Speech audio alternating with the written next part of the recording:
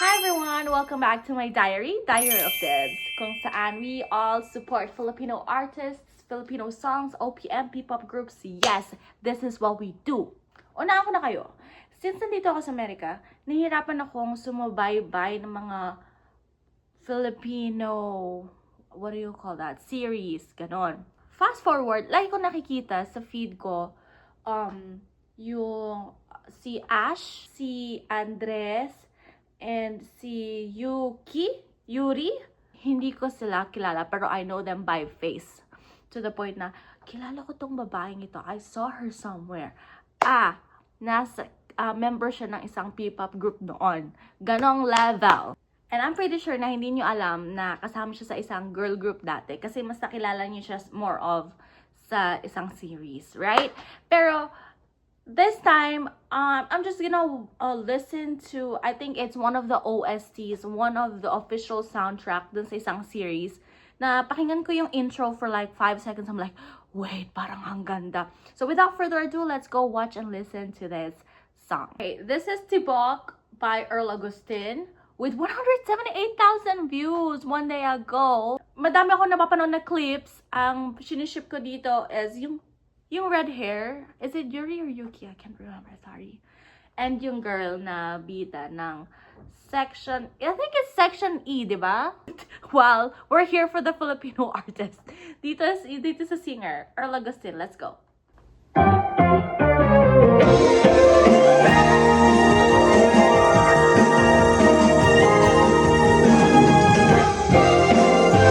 Oh my God! Wait! So, itong MV na to is para sa siniship ko. Only for them. Kasi parang, di ba, parang third party, not third party, parang love triangle, ano nangyayari? Wait! Simula sa simple na pasulyap-sulyap, mapapansin sa'yo. Umabot sa palitan ng mga mensahe, kilig na kilig ako. Oh my gosh! Ang ganda ng boses! Ang lalim! Sa'kin na, hello, magandang umaga. Ingat ka, maingat, huwag kang masyadong magpupuyat pa. Naramdaman ng puso na dahan.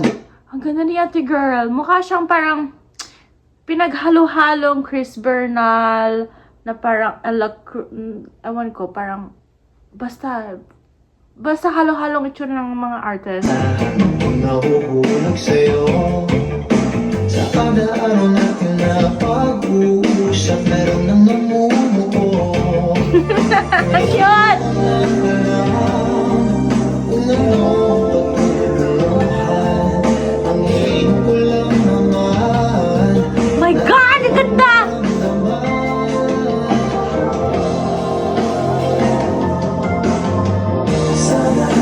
Sa dalawahan ay mapagbigyan ka na. Ito ba yung second lead syndrome? Kasi siya yung second lead, 'di ba? Oh my God!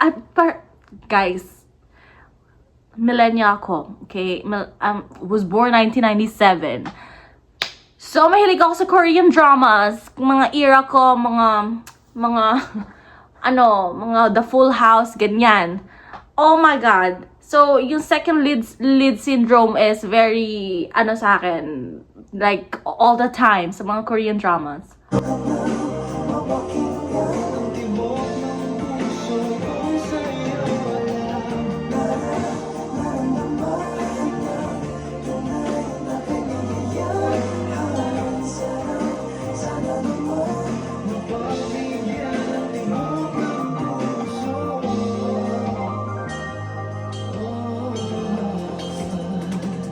Wait lang, may naalala ko. Kasi di ba nga, nakikita ko lagi yung mga clips sa mga, like sa Instagram, Facebook, mostly sa Facebook. Tapos pag nagbabasa ako ng mga comments, nung bagong release pa lang tong, yung series na to, ang sabi nung isang nag-comment, dati daw, ayaw niya dito sa, kay Yuri or Yuki, ano ba kasi? Yuri, may hanapin ko, sorry guys.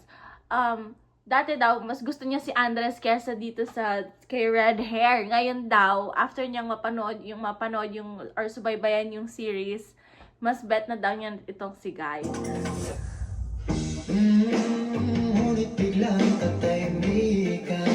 Wala namang matandaan na nasabi baka sakaling ika'y aking nasaktan. Bigla na lamang ika'y di nagparamdam. Ako ba'y pinagsawaan na may ginagawa lahat? Grabe! Sabihin mo Para siyang Arthur Neri vibes. It's so nice. sabihin ang totoo, di naman ito. Oh, ganda. Dahil di ko na alam kung ano ang patutunguhan. Ang hiling ko lang naman Please. na itong naramdaman.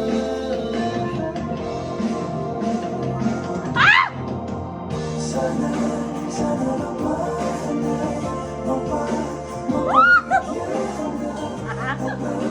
mapakinggan ang tibok ng puso ko sa'yo. Girl! Hama na hair natin! Girl! Girl!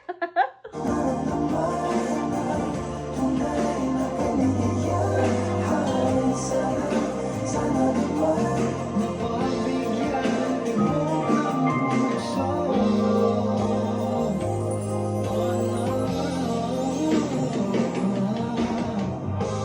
Sana'y wag na ang bata. Siya yung nakapayong. So, Sete Girl yung nakabag eh. Aminin na rin nilalaman ng damdamin. Sana'y sabihin mo sa'kin kung meron mang pagtingin. Sana'y ikaw rin.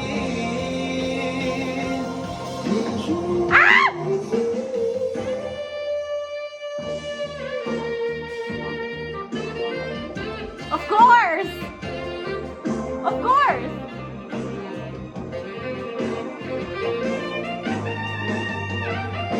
Jeez!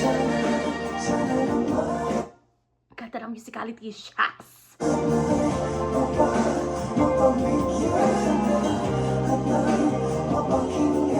tibok ng puso ko sa'yo. Oh! Ang Gwapo! Ang gwapo niya sa shot na to. Ah!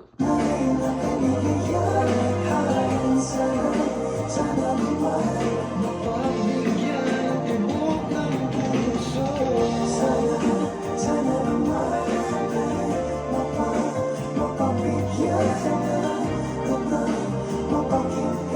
tibok ng puso. Tibok ng puso ko sa'yo.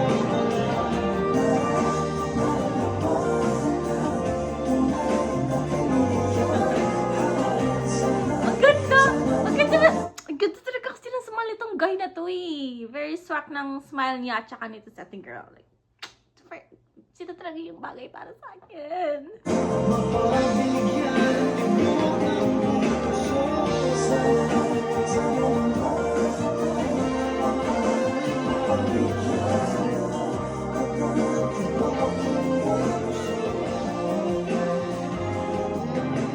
Ang ganda! Well, hindi ako magtataka kung bakit madami tong views. Kasi posted one day ago, pero 170,000 plus 170,000 and plus yung views. Kasi nga, dahil sa series, so, lagi nagagamit yung soundtrack sa series. And super deserve. Deserve yung views kasi ang ganda, maganda. Tapos hindi lang siya bastang nakakakilig. Grabe yung boses. Yun yung mga boses na kapag ka pinakinggan mo sa live, it's gonna be the same thing. Para sa mga mahilig manood ng mga live performance, parang nagiging judge ng ewan ko, Pilipinas Got Talent, parang nalalaman agad natin na, magaling to pagka live, ganyan. Alam natin pagka masyadong mataas yung auto-tune, ganon! Pero this artist, si Earl, wow, close na kami ni Earl, super galing! Like, hello! First time ko siya mapakinggan. I don't know this person, pero I'm very, very, very excited to know more about the artist. I don't know where to start to look for him, probably sa social media niya.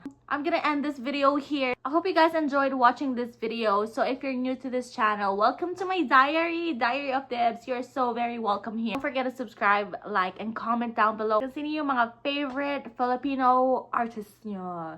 I'll see you guys around here. Bye!